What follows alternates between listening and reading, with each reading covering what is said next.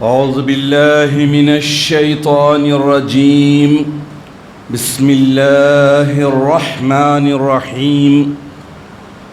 نحمد الله تبارك وتعالى ونصلي على رسوله الكريم والمهدي الموعود عليه الصلاة والتسليم وعلى آلهما وأصحابهما أجمعين.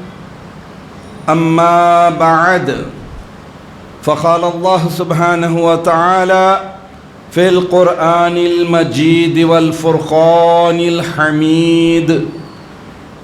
بسم الله الرحمن الرحيم.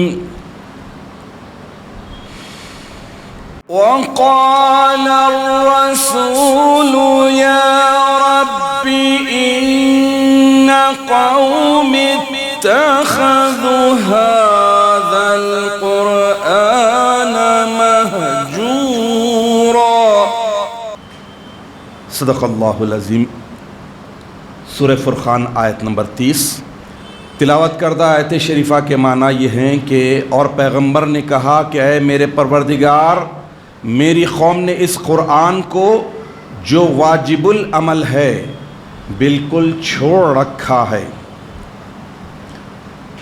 عزیزان محترم، رمضان المبارک کے اس مقدس مہینے میں ابتدا سے ہی قرآن کی عظمت، قرآن کے فضائل، قرآن پڑھنے کی فضیلتیں بیان کی جا رہی ہے تاکہ ہمارے دلوں میں قرآن سے الفت، محبت بڑھے، قرآن سے ہم زیادہ سے زیادہ جڑے اور دنیا اور آخرت کی کامیابی کے لیے سب سے بڑی جو نعمت اللہ تعالیٰ نے قرآن کی شکل میں ہمیں دی ہے، اس سے مکمل استفادہ کرتے ہوئے دو جہان کی کامیابی حاصل کریں. حاضرین محترم، جس طرح قرآن سے جڑ جانے پر، قرآن کی تعلیمات پر عمل پیرا ہونے کی کوششیں کرنے پر اللہ تعالیٰ جو کامیابیاں، بلندیاں عطا کرتا ہے، ویسے ہی قرآن سے دوری اختیار کرنے پر، قرآنی تعلیمات کو چھوڑ دینے پر، قرآنی تعلیمات کے اگینسٹ زندگی بسر کرنے پر اللہ تعالیٰ ذلت و ضلالت کے ایسے اندھیرے وادیوں میں پہنچا دیتا ہے جہاں سے نکلنا ناممکن ہو جاتا ہے.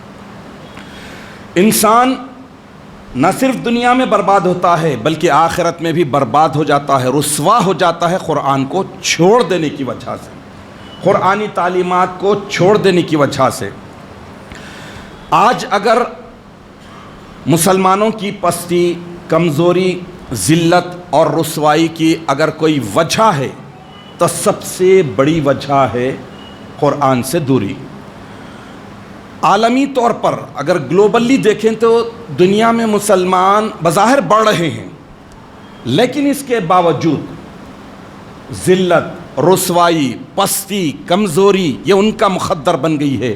کیوں؟ اس کی وجہ سب سے زیادہ یہ ہے کہ وہ قرآنی تعلیمات کو یکسر فراموش کر دیے ہیں.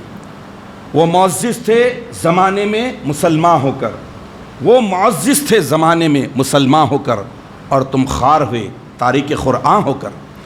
تو قرآن چھوڑ دینے کی وجہ سے، قرآنی تعلیمات چھوڑ دینے کی وجہ سے اللہ تعالیٰ کے جو فرمودات قرآن میں ہیں، جو احکامات ہیں، اس کو ہم نہ جاننا چاہتے ہیں، نہ سننا چاہتے ہیں، نہ پڑھنا چاہتے ہیں، تو پھر عمل کی نوبت کہاں آئے گی؟ عزیزان محترم، اللہ تعالیٰ کا شکر ادا کرنا چاہیے کہ اللہ تعالیٰ نے ہمیں سردار انبیاء محمد عربی صلی اللہ تعالیٰ علیہ وسلم کی امت میں پیدا کیا. شکر ادا کرنا چاہیے کہ تام رسول اللہ حضرت مہدی موعود علیہ السلام جو مبین کلام اللہ ہے، ان کی امت میں ہمیں پیدا کیا ہے. اور سب سے بڑی کتاب، سب سے بڑا تحفہ قرآن پاک ہمیں عطا کیا ہے، اور خاتمین کا اسوہ حسنہ ہمیں عطا کیا ہے. آج اگر خواری، ذلت، رسوائی ہے تو ان سب چیزوں کو چھوڑ دیے. پاکیزہ نبی کی پاکیزہ روش کو چھوڑ دیا. پاکیزہ نبی کو اللہ تعالیٰ نے جو پاکیزہ کتاب عطا کی تھی قرآن، ان کے احکامات کو ہم بھول رہے ہیں، چھوڑ رہے ہیں.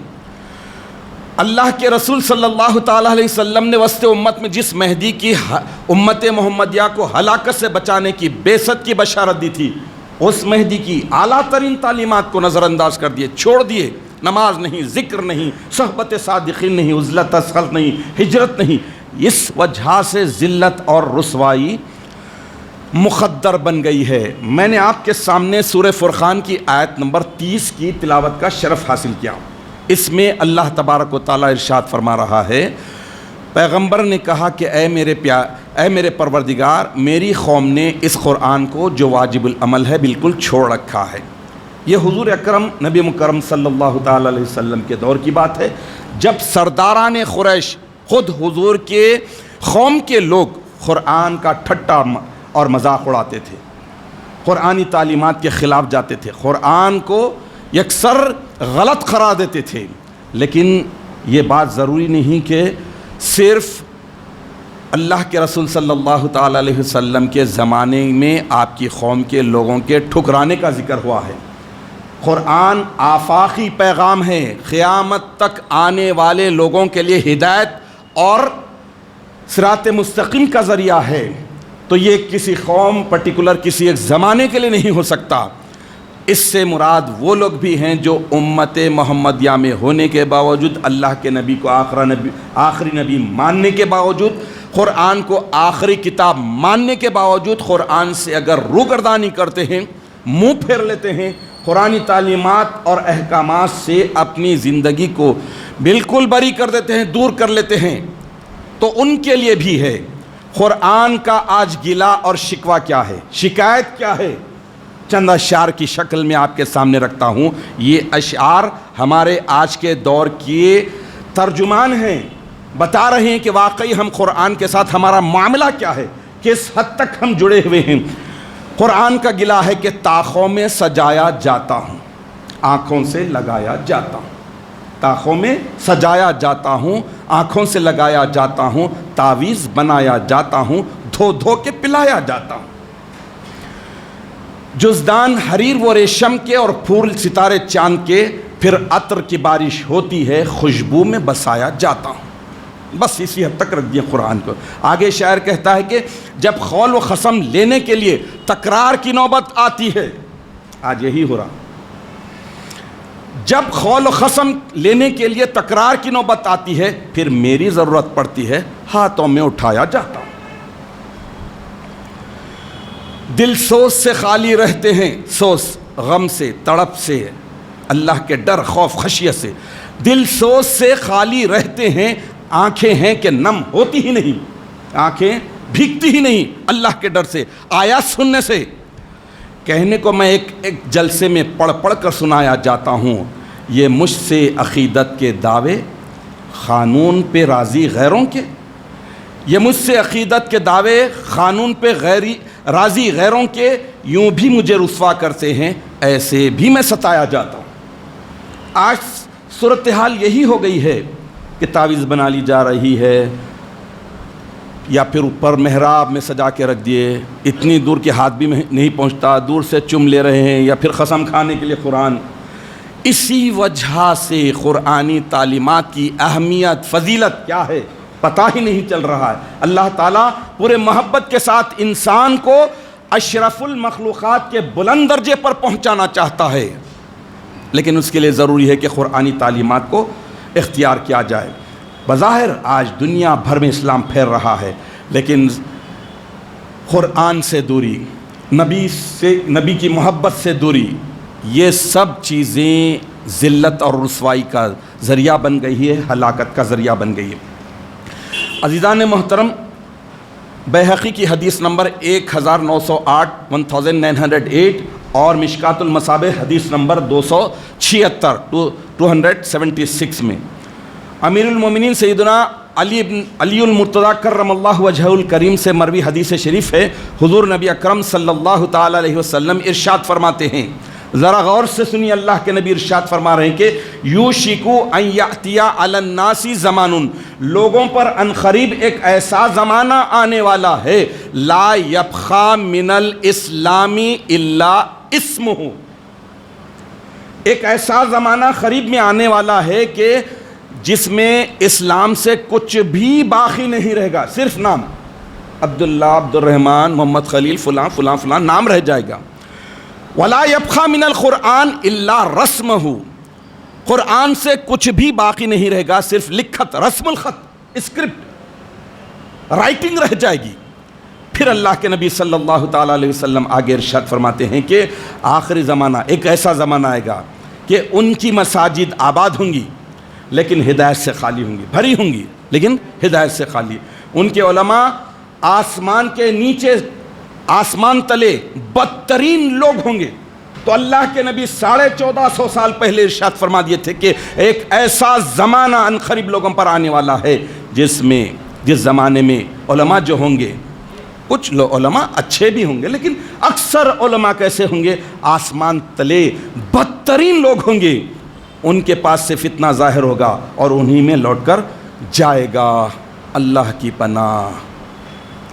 عزیزان محترم، قرآن کو اگر انسان صرف رسم الخط کی حد تک رکھے، رٹنے کے لیے پڑھ لیے، تو ایسے ہی صورتحال سے دو چار ہوگا۔ ایک اور حدیث شریف جامع ترمذی میں آئی ہے، حضرت عبداللہ ابن عباس رضی اللہ تعالیٰ عنہ سے مروی ہے۔ حضور نبی اکرم صلی اللہ تعالیٰ علیہ وسلم ارشاد فرماتے ہیں کہ ان الذی لیس فی جوفہ شیء من القرآن کالبیت الخرب، بے شک جس کے دل میں، جس کے سینے میں قرآن سے تھوڑا بھی نہ ہو، وہ ایک برباد گھر کی طرح ہے، خراب ویران گھر کی طرح ہے۔ تو یہ چیزیں ہمیں بتا رہی ہے کہ قرآن سے جڑنے میں ہی دنیا اور آخرت، ہر دو جگہ کی کامیابیاں، بلندیاں، فضیلت اللہ تعالیٰ عطا فرماتے ہیں۔ اور آپ کا میرا تعلق تو اس پیاری قوم سے ہے کہ جہاں پر ہر دائرے میں آج سے 100 سال پہلے تک اللہ کے فضل سے قرآن کا بیان پورے اہتمام کے ساتھ ہوتا تھا۔ آج تفسیر بھی نہیں ہو رہی، درس قرآن بھی نہیں ہو رہا ہے، تعلیم قرآن بھی نہیں ہو رہا ہے، اور حد تو یہ ہے کہ ناظرے کے لیے غیروں کو گھروں پر بلا کر پیسے دے کر پڑھایا جا رہا ہے۔ اب آپ بتائیے کہ وہ گھر کہاں پر اداس کا اڈا نہیں تو اور کیا رہیں گے؟ اداسی کا اڈا نہیں تو اور کیا رہیں گے؟ بربادی اور خرابی کا اڈا نہیں رہیں گے تو کیا رہیں گے؟ مال و دولت، ثروت، سب کچھ ہوگی لیکن ایمان نہیں ہوگا۔ عزیزان محترم، حضرت عمر فاروق رضی اللہ تعالیٰ عنہ ارشاد فرماتے ہیں کہ ہاں واقعی تمہارے نبی نے جو فرمایا حق فرمایا تھا کہ اللہ تعالیٰ اس کتاب قرآن کے ذریعے بہت سے لوگوں کو اونچا کرتا ہے اور بہتوں کو اس کے ذریعے سے نیچے گرا دیتا ہے۔ یعنی قرآن سے لوگ ہدایت بھی پاتے ہیں اور قرآن کو چھوڑ دینے کی وجہ سے ہلاکت اور ضلالت میں پڑ جاتے ہیں۔ عزیزان محترم، ایک اور حدیث شریف طبرانی اور بیہقی کی آپ کے سامنے رکھنے کی سعادت حاصل کرتا ہوں۔ حضرت جابر بن عبداللہ رضی اللہ تعالیٰ عنہ سے مروی حدیث ہے۔ حضور اکرم نبی مکرم صلی اللہ تعالیٰ علیہ وسلم ارشاد فرما رہے ہیں کہ قرآن حکیم شفاعت کرنے والا ہے، سفارش کرنے والا ہے، ریکمنڈ لگانے والا ہے، اس کی شفاعت مقبول ہے، قبول کی جائے گی۔ اور یہ قرآن اللہ تعالیٰ سے اس بندے مومن کا شکوہ کرے گا، شکایت کرے گا جو اس کے احکام کی پیروی نہیں کرتا، قرآنی احکامات کو فالو نہیں کرتا ہے، اس کی شکایت کرے گا اور اس کے شکوہ کی تصدیق بھی کی جائے گی۔ اللہ اکبر۔ جس نے اسے اپنا رہبر بنایا، رہنما بنایا، یعنی قرآن کے اوامر و نواہی کے مطابق عمل کیا، اللہ نے قرآن پاک میں جن چیزوں کے کرنے کا حکم دیا، اوامر، آرڈر، جو آرڈرز ہیں قرآن پاک میں، ان آرڈرز کو فالو کیا، اس پر عمل کیا، اور جو نواہی ہیں جن سے منع کیا گیا، جس کو کرنے سے روکا گیا، اس پر عمل کیا، یہ اسے جنت میں لے جائے گا۔ اور جس نے اسے پس پشت ڈال دیا، یعنی قرآنی تعلیمات سے لاپرواہی کی، روگردانی کی، یہ اسے جہنم کی طرف ہانک کے لے جائے گا۔ عزیزان محترم، رمضان المبارک کا یہ مقدس مہینہ، اس مقدس مہینے کی فضیلت یہ ہے کہ اللہ تعالیٰ نے اس قرآن کو رمضان المبارک میں نازل فرمایا۔ تو رمضان المبارک میں اس بات کا تہیہ کرنا چاہیے، پکا ارادہ کرنا چاہیے کہ ہم کم از کم ہر روز 3 آیات شریفہ ترجمہ کے ساتھ معنی مطلب کو جانتے ہوئے پڑھنے کی سعادت حاصل کریں گے۔ اور جب تک سمجھ کر نہیں پڑھیں گے اس وقت تک اللہ تعالیٰ کے کلام کا معنی مطلب کچھ سمجھ میں نہیں آئے گا تو آدمی لاپرواہی سے لاپرواہی میں پڑھتا جائے گا، اور جب سمجھنے لگ جائے گا تو اللہ تعالیٰ خود بخود اس کے اندر نور ایمان کا نور ڈیولپ کرے گا، بلڈ اپ کرے گا، اس میں خود بخود ایمان کا نور پیدا ہوگا، اور جو پڑھ رہا ہے، جو معنی اور مطلب اس کے سمجھ میں آ رہے ہیں، اس کے بعد نور ایمان کی وجہ سے ان آیات پر عمل کرنے میں اسے توفیق ملے گی، اللہ کی طرف سے آسانیاں ملے گی، نہیں تو پھر آدمی ایسی گمراہ کا گمراہ رہ جائے گا۔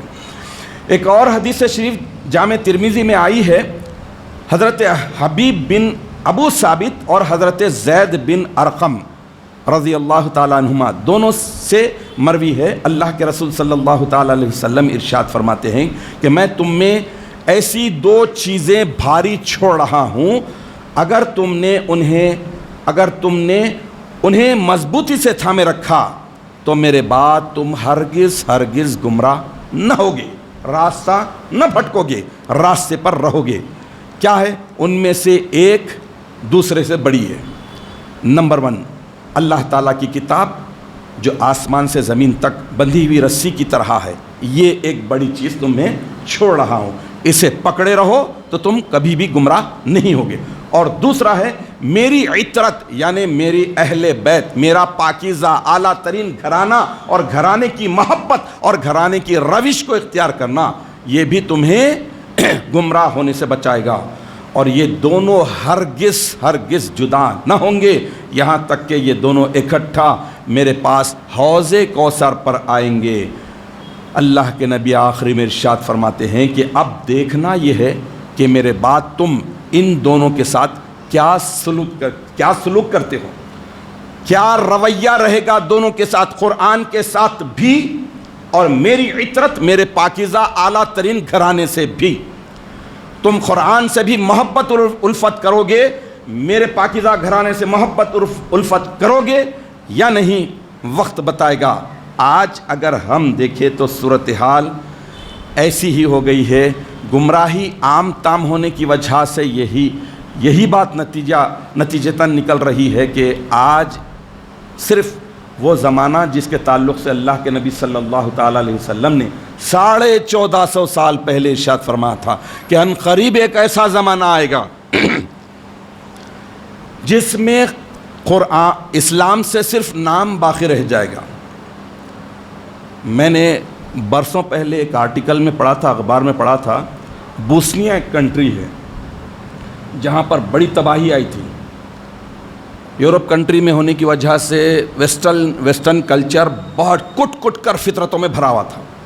تو وہاں کی ایک لیڈی انٹرویو دے رہی کہ رمضان شریف جب آتا ہے، نو ڈرنکنگ، نو الکوہل، یعنی رمضان شریف میں ہم رکے ہوئے رہتے، رمضان شریف کے بعد پھر وہی کام کرتے۔ تو دھیرے دھیرے جو تباہی کی طرف آ رہا ہے، انسان، پوری انسانیت عالمی طور پر دیکھ لیجیے آپ کہ کالی شراب پینا حرام نہیں، ہر چیز جو اللہ تعالیٰ اس قرآن پاک میں جو بتا دیا ہے، جو حرام ہے وہ حرام ہے، چاہے دنیا کتنی ماڈرن ہو جائے، کسی بھی کلچر میں ہو، کسی بھی سوسائٹی میں ہو، کسی بھی قوم و ملت میں ہو، کہیں بھی ہو، کسی بھی کنٹری میں ہو، اگر ان احکامات کو فالو کرتے ہیں تو دنیا اور آخرت ہر دو جگہ کی کامیابی ملے گی۔ اگر ان احکامات کو فالو نہیں کرتے ہیں بلکہ اس کے اگینسٹ زندگی بسر کرتے ہیں تو پھر دنیا اور آخرت ہر دو جگہ کی ذلت، ضلالت، رسوائی، پھٹکار، بربادی، تباہی یہ مقدر بن جائے گی۔ تو آخر میں اللہ تعالیٰ سے دعا ہے کہ الہ العالمین تو ہمیں اس بات کی توفیق عطا فرما کہ ہم اپنے آپ کو اور اپنے گھر والوں کو دوزخ کی آگ سے بچانے کے لیے زیادہ سے زیادہ قرآنی تعلیمات کو پڑھیں، سمجھیں، سیکھیں اور سکھائیں تاکہ دوزخ کی آگ سے بچ جائیں، اور دنیا اور آخرت ہر دو جگہ کامیاب ہونے کے لیے اللہ تعالیٰ نے ہمارے درمیان دو جو بڑی چیزیں، قرآن پاک اور اپنے پاکیزہ اعلیٰ گھرانے کی محبت چھوڑی ہے، ان دونوں چیزوں کو پورے اخلاص و محبت کے ساتھ، پوری مضبوطی کے ساتھ تھامے رہیں تاکہ اللہ تعالیٰ ہمیں ذلت رسوائی سے بچائے، کامیابی اور کامرانی عطا کرے۔ آخرت میں ہمیں اللہ تعالیٰ اپنی رحمت کے سائے میں لے لے. آمین یا رب العالمین. وآخر دعوانا ان الحمد للہ رب العالمین.